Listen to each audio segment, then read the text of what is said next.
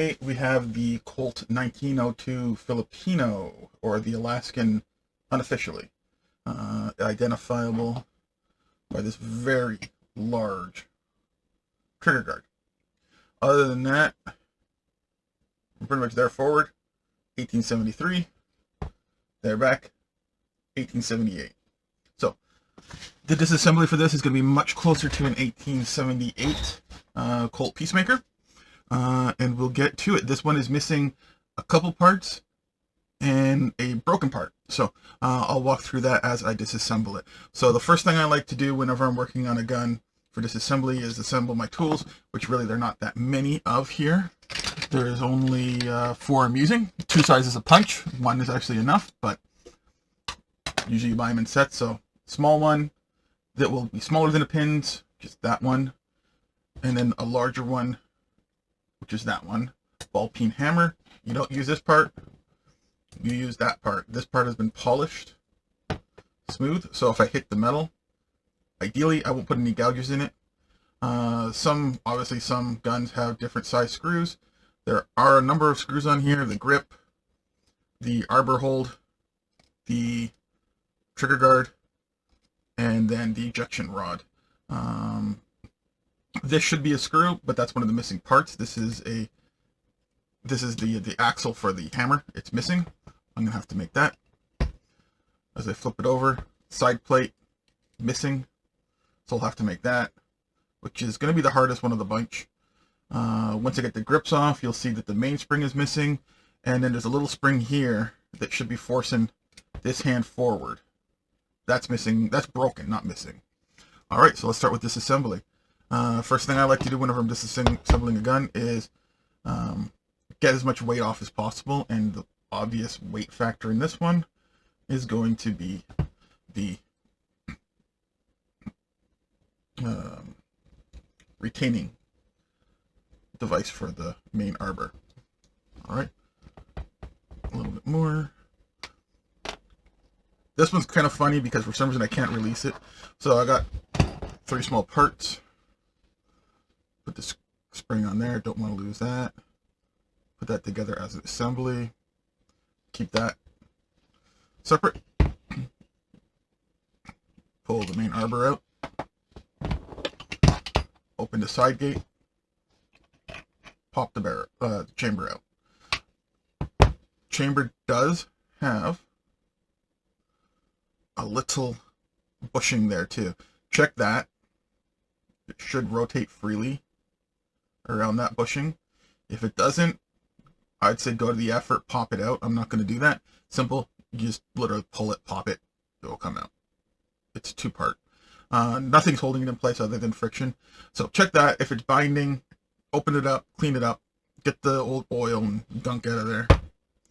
All right. That's it. So as to removing weight, I'm going to take the ejection rod off.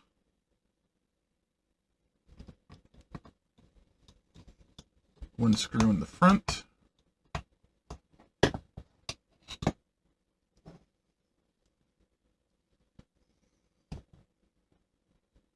A little more screwing. Okay, that's out. See, that's got a shoulder, short thread, long shoulder. All right, this will just lift up, and it's going to come out here. There's a little lip, and it comes out. Ejection rod spring. Ejector rod comes down, slides into that key. So there's a key there. Comes out. All right. So we'll flip her. Let's take off the grips next. Close that gate up. Take off the grips. Grip screw, single grip screw. This did come apart this easy when I first started. Don't normally get them this easy, but there you go. Grips off. Grip screw. Just gonna leave it in there so I don't lose it. Put it up on the top. No mainspring. This is a tensioning screw for the mainspring. This one appears to be captive. Not sure why. Either deliberate or it got swelled out over time just from being tightened down a little too much. So I'm going to take off the hammer spring, or the hammer itself. So this would normally be the pivot point for it, which is just a screw in the real one as well, but not thread it where the hammer goes through. So I'm going to pop that off. Oh, all this, not original. Hopefully you guys can realize that. All right, hammer. Hammer seems to be a little bit stuck. Should just slide out. Should just slide out. Of course, it's making a fool of me.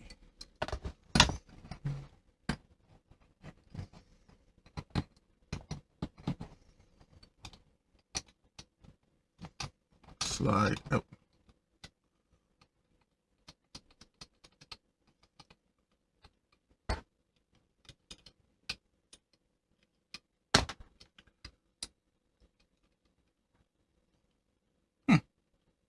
It doesn't want to slide out right now. No biggie, we'll come back to that. Ignore it, pretend I didn't do that. We'll take off the trigger guard.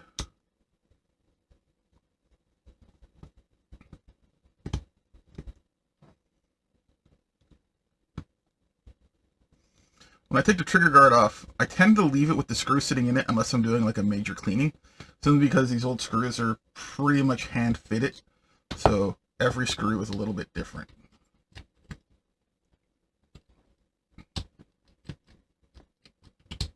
Seems like everything wants to stick today.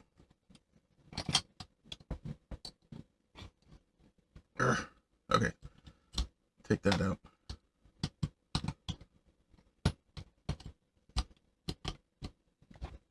Almost seems like this is still not disengaged.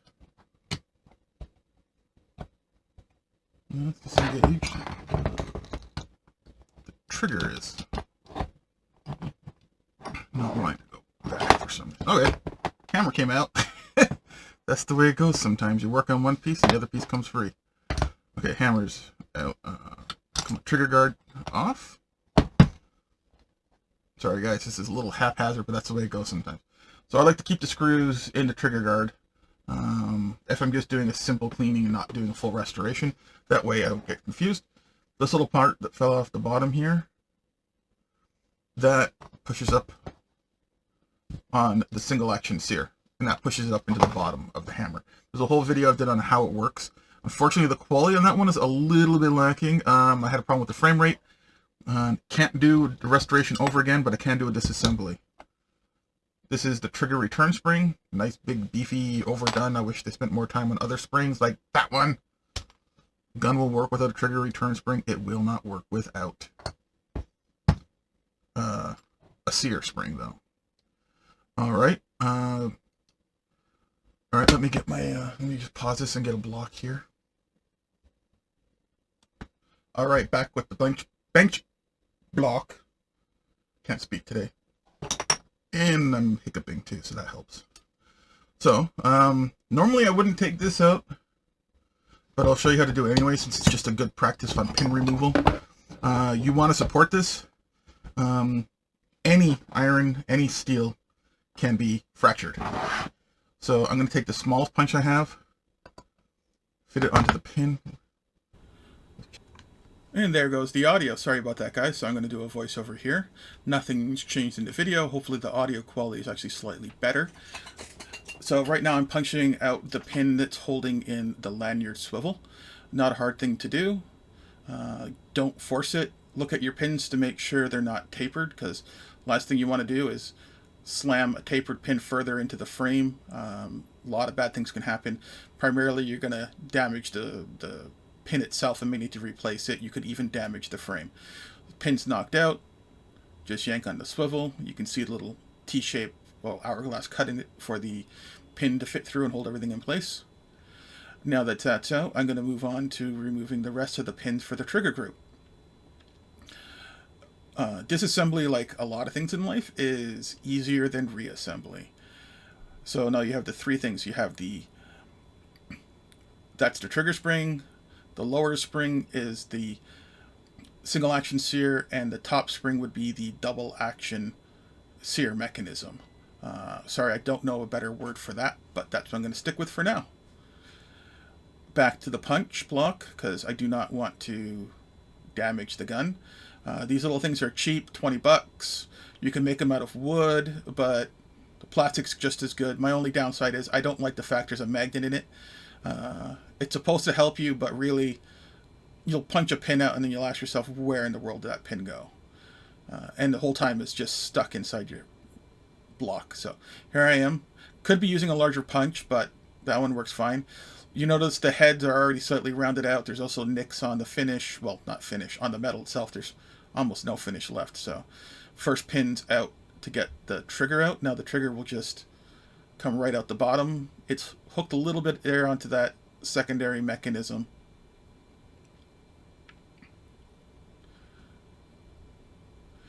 Now I'm going to punch out the pin holding the single action sear in place. That's the sear that interacts directly with the hammer, and the sear cuts on the hammer and the trigger itself. So again, be careful. See, I just slipped off there.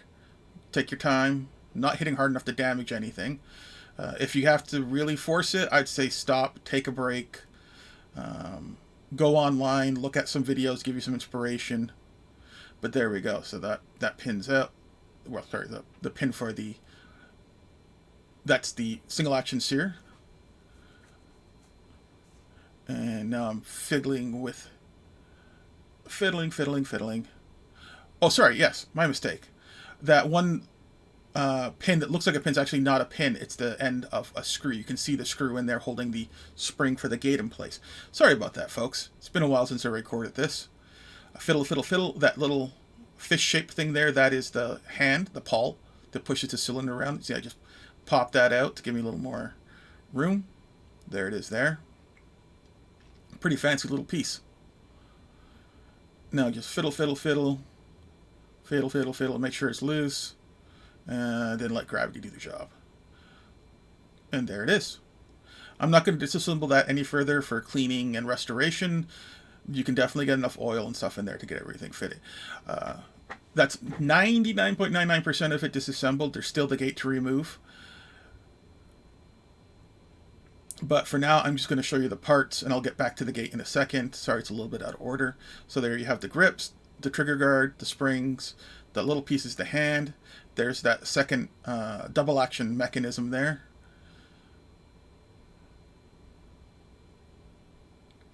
Got the trigger. We got the single action sear. Hammer. That strut there is the double action, not double action, sorry, that part there connects to the trigger itself, I believe. And there's the single action spring, the cylinder, the trigger return spring, the little arbor pin to hold the arbor in place, other half of the arbor pin, the spring for the ejector rod, the ejector rod housing, and the arbor itself. And of course a bunch of little things like the sling swivel, its pin. Amazingly, I never lost anything on this thing yet, although there are some parts needing to be made. I can't tell you the reasoning why I didn't fully just take the gate off before I piled all the parts together, but now I'm going to show you how to take the gate out. It's actually not that hard.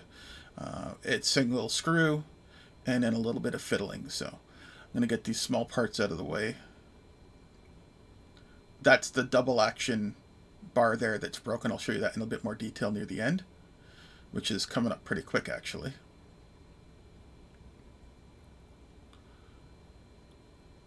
So what I'm explaining there is that little hand, that bar there, that transfer bar sits into the hammer itself and pushes the hammer. It should be T-shaped. As you can see there, it's broken and in an L shape. It will still function, but in combat, not a good thing. You might be stuck with single action only, or worst case scenario, something might break off and jam inside the pistol, and then you don't have a gun at all.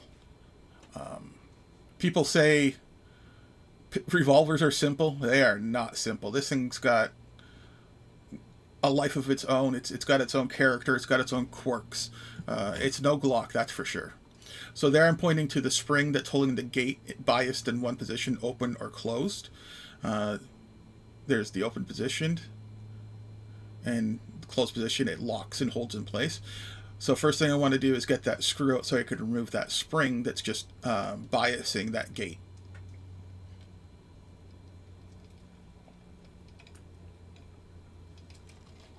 Whew. Might be October here in Canada, but it's still warm. So screw, screw, screw. Little tiny screw comes out. Goes without saying, don't lose these things. Alright, now I'm fiddling, trying to get that spring out. The tension's been taken off, so there's the gate that comes off.